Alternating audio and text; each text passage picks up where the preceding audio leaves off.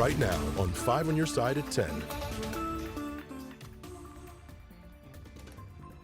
Just minutes ago, a tornado watch issued for many of our counties. Tonight, we're tracking the latest on what could be heading to the bi-state. We'll have what you can expect where you live in just minutes. But first tonight, we're following breaking news from Washington University. Good evening, I'm Laura Barcheski. Brent Solomon has the night off. In the last 2 hours, police have detained dozens on the Washington University campus.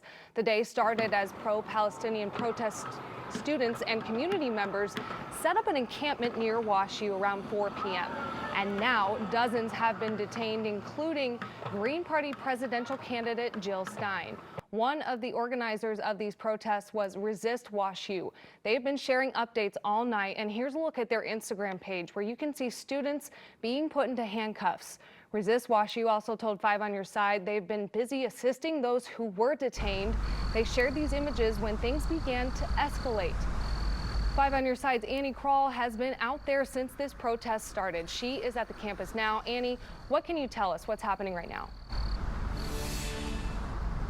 Laura, I just spoke with a demonstrator moments ago who told me that she saw police knocking people to the ground just here at WashU where the encampment was, just behind me. In fact, they were watching the encampment with some of those people, and it was actually hundreds of folks out here in the crowds, and it was WashU students as well as non-affiliated community members rather.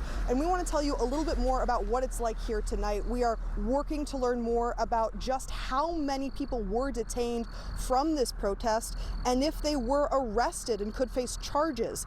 However, the St. Louis Metropolitan Police tell us they are currently at this moment, their engagement was stopped at the campus line, and they were not involved in any arrests. We do know that St. Louis County Police as well as Washington University Police were both on campus during the demonstrations. It is a quiet night now here at 10 o'clock, but police are still on the scene. Protesters tell me they are angry at how they said the peaceful protest was handled, with about 20 people being detained with zip ties for being present, they tell me. They also said that police warned them to get off the grass, which many did, but then they followed them to the sidewalk where police were then in altercations. As they told me, they continued. Demonstrators wanting to keep their names private and face hidden for safety after what they saw. Like, we were moving pizzas and supplies back, and they kept picking up trash to distract people from throwing other people on the ground or searching people. They were barricading people when we were filming. For example, all the photographers were filmed getting up close, and they were human shielding so that people could not film other people getting searched and slammed on the ground. As we said, this was all started earlier this afternoon, close to about 3 o'clock, but you still see some protesters walking around with flags or signs. And I asked them before this scene was very different, far less tense, why they would want to come out to a protest like this, risking what could possibly a detainee, as of course we just heard. And this is what they said. Cries to free Palestine heard first at Columbia University's Gaza Solidarity encampment set up about 10 days ago, now reaching Washington University. WashU, you can't hide, you're supporting genocide. The community is louder than them, and if we organize and if we get together, we can do something really powerful here. Demonstrators in the WashU Student Union demand the college cut ties with Boeing, such as in-person or virtual job recruitment. It's documented that Boeing supplies a good amount of arms and weaponry and fighter jets to the Israeli military. They are complicit in what is going on. Nida Moutan has family in Gaza and in the West Bank, saying she and fellow protesters will stay in this encampment all weekend, taking shifts if needed to meet their demands. The police are massing, ready to arrest students at Washington University for putting tents on the ground. I don't understand how that's a crime, to put tents on the ground, or why it warrants just massive police repression, which is, I don't know whether they're going to go through with it, but they are massing. They are ready. They got the zip ties. They're ready. There are people who don't have the choice on whether their life is risked over this or not. And if all I have to risk is maybe sitting in a cell for a minute to help that, I will. One protester didn't want to share their name but beat the drum anyway for Palestine. What's happening at other colleges, students getting detained, people getting honestly put in handcuffs for what you're doing right now, does that make you worried at all? No, I mean, that's what I signed, but I did 6 years in the military to fight for people, so that's why I'm out here. Like, I saw a medic being tased to the ground by cops, being brutalized while he had his hands behind his back at UT Austin. So yeah, we're bringing it to them. We will continue to ask questions about what led to those potential detentions. And of course, after all of this, how is this going to impact Wash U students as they take finals, have commencement coming up, and of course, go home for the rest of the summer? Reporting live at Wash U, Annie Krall, 5 on your side. Thank you, Annie. Here within the last hour, I spoke with the president of the St. Louis Board of Aldermen, Megan Green, about what she saw on campus. She says students weren't approaching police when officers came to make arrests. She called this use of force excessive and unwarranted, and it all happened while students were sitting on the ground talking and eating. She said it came out of nowhere and believes this was not a good use of police resources, as she says these students were simply expressing their First Amendment rights.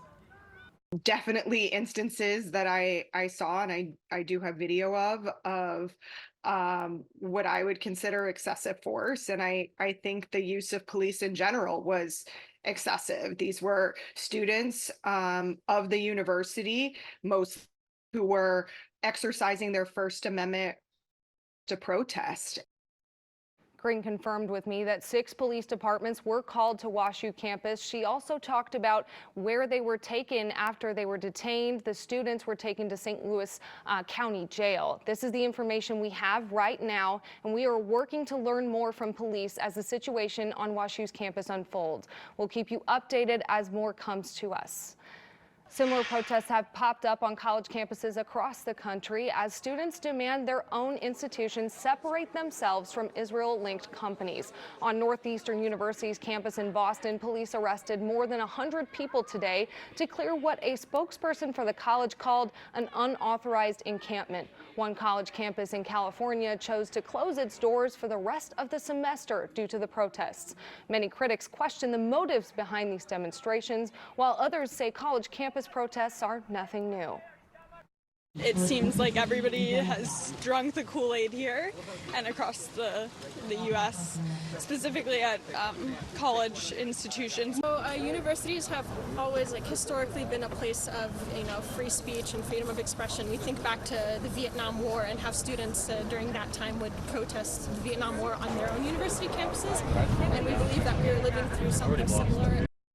While some universities moved to shut down encampments due to concerns of anti-Semitic activity, many students vowed to keep their demonstrations going. Well, we've had some rain here and there today, but the real storms look like they're just around the corner for us. We have some watches that we need to get straight over to Weather First meteorologist Gary Frank. Gary. Yeah, good evening, Laura. We've been talking about the possibility of storms tomorrow, and we watched the storms out to the west, but just some of the recent things that have been going on out west with those storms and how they continue to strengthen has prompted the Storm Prediction Center and the National Weather Service to issue a tornado watch. So we are in storm alert, and I want to show you some of those areas that are impacted. It's really along I-44 north right now. You'll see this line of storms as it continues to work its way closer to us. There are 2 tornado warnings, and while it is moving extremely slow, that's all part of this tornado watch that's in place from now through 4 a.m.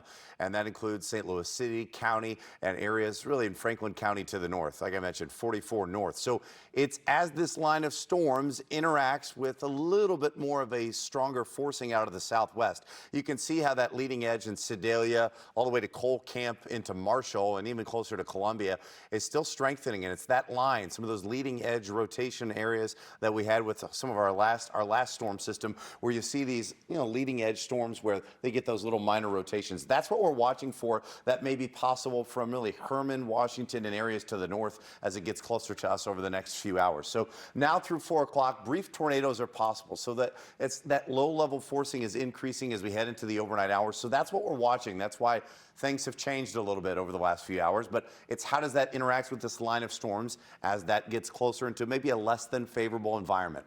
That's what we're monitoring. Right now, it's quiet outside at the airport. Temperatures remain almost identical to where they were earlier, and I do expect that we still have an additional severe threat tomorrow. What goes on, though, right now will also impact that. We'll also talk about not only what's going on right now with that storm alert and track those line of storms as they work their way into our area into the overnight hours. Gary, thank you. Right now, we're trying to learn more about a triple shooting that happened just hours ago in North St. Louis City. Officers responded to Bremen and Bissell at around 5:30. That's in St. Louis's College Hill neighborhood. There, they found 3 men suffering from multiple gunshot wounds. 2 were conscious and breathing when police arrived, and 1 was not. Right now, we don't know what led up to the shooting or the current conditions of the victims. We will keep you updated online and on air as we learn more. Today, a car crash left a gaping hole in Gus's pretzel shop. The pretzel business has been a St. Louis staple for nearly 100 years. Right now, we don't know what led up to that crash or if anyone was hurt. And again, we will keep you updated as we continue to learn more. In the basement of Ward Chapel AME Church in Florissant today, a meeting to discuss what to do about Coldwater Creek. Since the 1940s, the waterways carried radioactive waste through North St. Louis County. Many at the meeting lost loved ones to health complications caused by the contamination. Many felt like they've been swept under the rug. Just Moms STL and elected officials were there to answer questions about the problem and the delays on the Radiation Exposure Compensation Act as residents seek relief. Where exactly is the contamination? Want to share their stories about their health, what's happened to them, their families. When's it going to be cleaned up? What we're hearing is the cost, and what is the cost to someone's lives here? Legislators are looking to get the compensation fund passed in Congress before it expires in June. While it has passed in the Senate, it still faces those hurdles in the House. We'll be right back after this. The church-turned skate park that burned down last June is entering the next phase of reconstruction. Today, masterminds behind Skate Laborious partnered with South City's Mad Art Gallery for an auction that will support rebuilding efforts. Artists both international and local donated their work to the gallery. Photographs and painted skate decks were among the collection. Skate Laborious co-founder Dave Blum says it takes a community of work to help this project rise from the ashes.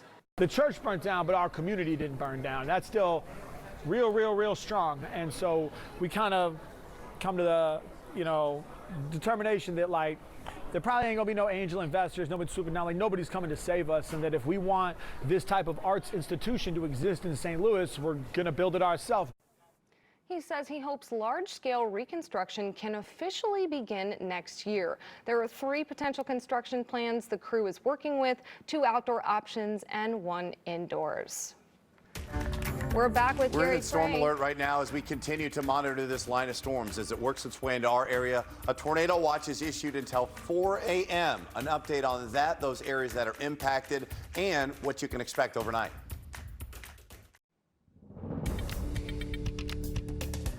10:17, and we're in storm alert. Weather First meteorologist Gary Frank with an update here as we look ahead. Now through 4 a.m., we have a tornado watch that's in place, and we talked about this earlier where we had the tornado watch in place on the other side of the state. As that line of storms moved into central Missouri with less than favorable conditions, they have held together at a pretty good clip, and they're also reaching where we're starting to see more of a southwesterly flow, which is going to add to some of this rotation. You can see 1 active tornado warning in central Missouri, and that's why we have the city of St. Louis, we have Franklin County, areas to the north. As we look areas off to the west in Chesterfield, maybe a few flashes of lightning in the distance. That's going to be the case as we watch this line of storms, and we continue to monitor with you overnight. And this is one of those situations where anytime we have the possibility of nighttime tornadoes, especially if you're, have somebody that's going to bed pretty soon or out and about, you're going to see this big line of storms. And I think that this is going to get your attention into the overnight hours, but it's how does this work its way into our area? First, let's zoom in and show you a few of these areas, because right now, just closer, right about ready to cross the river in Columbia, right across the bridge there, that new bridge, that's where we have our newest severe thunderstorm warning. morning. Also in Cole Camp, that's our active tornado warning right now. So the leading edge of the storm, as is so often the case, where we run into the leading edge of these we have these just minor circulations, and that's what I think we're going to have to watch out for. On the leading edge of this, where we have those little small, brief spin-up tornadoes all along this line, which could all the way follow up from Sedalia all the way up closer to Moberly. You notice how, as I even switch this different radar product, it goes out ahead of that. Now, these storms from Bowling Green to Carrollton, nothing around here or Litchfield is severe, but it's as this line interacts with something that's starting to add some of that low-level moisture out of the southwest. That's where we may see that possibility. Once again, that tornado watch is in place until 4 a.m. Watch these storms, how they've held together pretty well.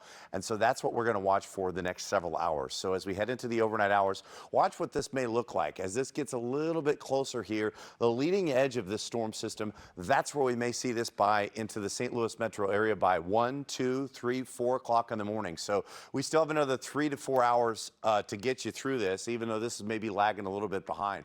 A couple of things I want you to focus on now through 4 a.m. Brief tornadoes are possible as we have that low-level forcing that's increasing here. And as we continue to monitor that, it's how does that interact with this line of storms? Meaning we're going to see those twisting motions where wind on the edge of that system is starting to settle in. And so that's what we're going to watch out for here into the overnight hours. So for now, our severe weather outlook is not done yet, too, because I think by tomorrow morning, depending on how this storm settles in, we'll have a second round. And that's kind of what's been going on throughout the region here as we look at some of this. So once that goes through, I think for tomorrow night, that's where we may see a second round, an additional line of storms, which could pose the same threats depending on what's going on. So as that continues to settle in for tomorrow, we'll see maybe a brief break after this storm is out of the way in the morning, and then an additional round for the second day. And that's also a weather alert day as well, as we have morning showers and storms. How long do they hang around? Because we know that we just showed you that line's going to hang around. There still could be another brief tornado threat as well, as we see that potential for storms later on. Once again, we have that tornado warning, tornado watch until 4 a.m., and that's what we'll continue to monitor here for the most part here over the next several hours. I'm going to be here till 4 a.m. or whenever we're done with the tornado watch. Right. Charge your phones. Keep those alerts handy. Weather radios, whatever wakes you up in the middle of the night. Yes. Excellent. Yep. Thank you, Gary. Corey, what do we have going on in sports? Well, it was a happy day for the Cardinals in Queens, and also a happy day for some local football players who now have a place in the NFL. We've got a lot of football to talk about coming up in sports. This 5 on Your Side Sports Report is sponsored by Telly Tire and Auto Centers, driving your way since 1942. You know, I really do hate to pile on the New York Mets. They usually have it rough enough. Okay, who am I kidding? I love to pile on the Mets. And perhaps a trip to Queens was exactly what this Cardinals offense needed to get going. Sure looks like it through 2 games. When Sonny Gray is on the hill, you feel pretty good about your chances. The Cardinals wasted no time getting him runs today. First inning, Nolan Arenado, opposite way, 1-0 Cards. Paul Goldschmidt crushes a double that scores 2, 3-0 Cards. How great is it to see that from Goldie? Stay hot, Mason Wynn. RBI base hit the other way. Cardinals up 4-0 in the first inning. Sonny Gray was dominating. He faltered a bit with a homer allowed to Pete Alonso, but still got out of the 5th inning there on the strikeout. The bullpen took it from there. The trifecta of JoJo Romero, Andrew Kittredge, and Ryan Helsley is just about unhittable. Look at this last play to finish it off, too. Bases loaded, and Mason Wynn makes the over-the-shoulder catch. Cardinals win 7-4. It is their 3rd victory in a row. Sure, the NFL draft is great for the players seeing their dreams come true, but it's also a big weekend for college coaches. They get to show off just how successful their program is at turning high school talent into NFL reality. I think Eli Drinkwitz is feeling pretty good about his program right now. Mizzou had 6 players taken in the draft. Only 9 programs had more. Defensive lineman Darius Robinson, 1st round to Arizona. DB Ennis Rakestraw, 2nd round to Detroit. Linebacker Tyron Hopper, 3rd round to Green Bay. Lineman Javon Foster to Jacksonville. DB Chris Abrams drained to Denver. And DB Jalen Carlisle to Indy. Despite leading the SEC in rushing his final year, former Mizzou and Lutheran South running back Cody Schrader was not drafted. However, he has signed as a free agent with the San Francisco 49ers, where he'll get to learn from Christian McCaffrey. Go ahead and bet against Cody Schrader at your own risk, folks. I dare ya. Belleville West and Illinois grad Keith Randolph Jr. is staying in state to become a Chicago Bear. The former Illini star defensive tackle signed in Chicago as a free agent following the completion of the draft. I'll spotlight Trinity and Illinois grad Isaiah Williams tomorrow on Sports Plus, but for now he is headed to Detroit. Williams has signed a deal to become the newest area native to play for the Lions. Here's what he told me about the process and what his new team can expect from him. I feel like it's going to be some relief, too, just knowing, like, all right, now I get to go play ball. I ain't got to, have all these conversations and all this all day. Now I can just go play ball. Man, you getting everything I got. You getting a playmaker, you getting a leader, and you getting a guy who's going to do the right thing on and off the field. Guess what? Another St. Louis native is going to Detroit as well. DeSmet grad Mekhi Wingo was taken by the Lions in the 6th round. With the addition of Wingo and Williams, the Lions now have 5 St. Louis area natives on the roster. Imagine that. And speaking of DeSmet, Jason King wants to hear his name called in the draft someday. But for now, the 3-star linebacker will settle for a Mizzou commitment. King is the latest in a number of 2025 St. Louis area recruits to pick the Tigers. More football. The Battlehawks are in action tomorrow up in D.C. against the Defenders.